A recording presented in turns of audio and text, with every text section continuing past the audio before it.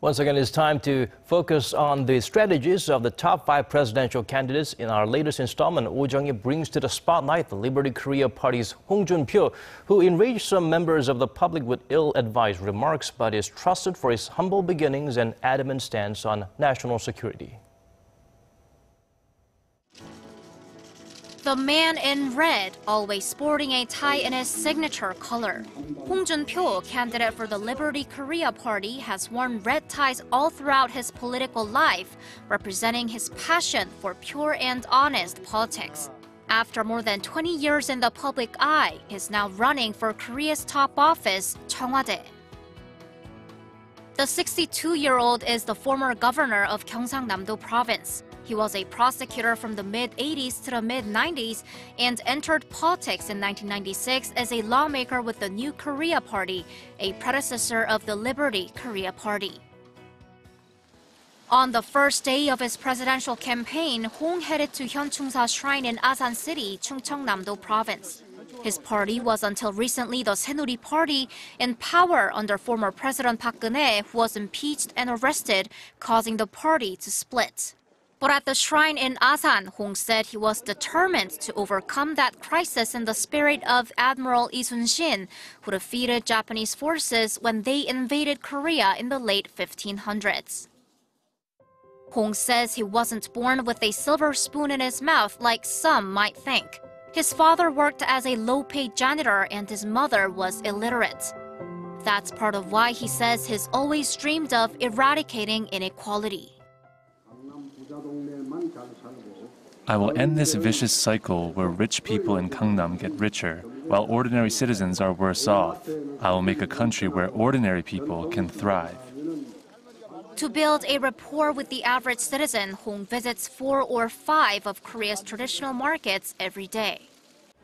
And here at Daejeon Jungang Market, Hong is greeting merchants, promising to devise policies that'll both protect them and help invigorate the local economy.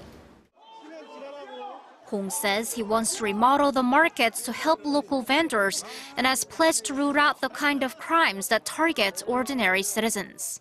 홍준표 최고! 이봐! 서민을 위해서 일할 것 같으니까. 그지? While Hong campaigns in front of the cameras, there are plenty of people doing their part behind the scenes. At Liberty Korea headquarters in Seoul, officials are focused on strategy. We see victory in this election once the conservative-leaning people come together. For the first 2 days, we've concentrated our campaigning in the Gyeongsangnam-do provinces, the home base of conservatives.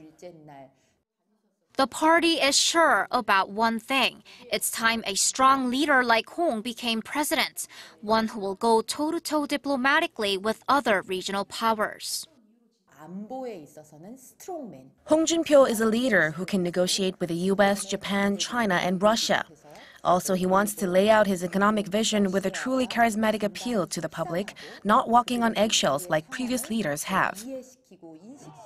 To consolidate his support, Hong hit the streets of traditional conservative strongholds, Daegu and Busan. He highlighted his hardline stance against North Korea and stressed that he will keep the country safe. If I become president, I will negotiate with the US and deploy tactical nuclear weapons to South Korea. I will put an end to the North's nuclear provocations with an aggressive national security policy.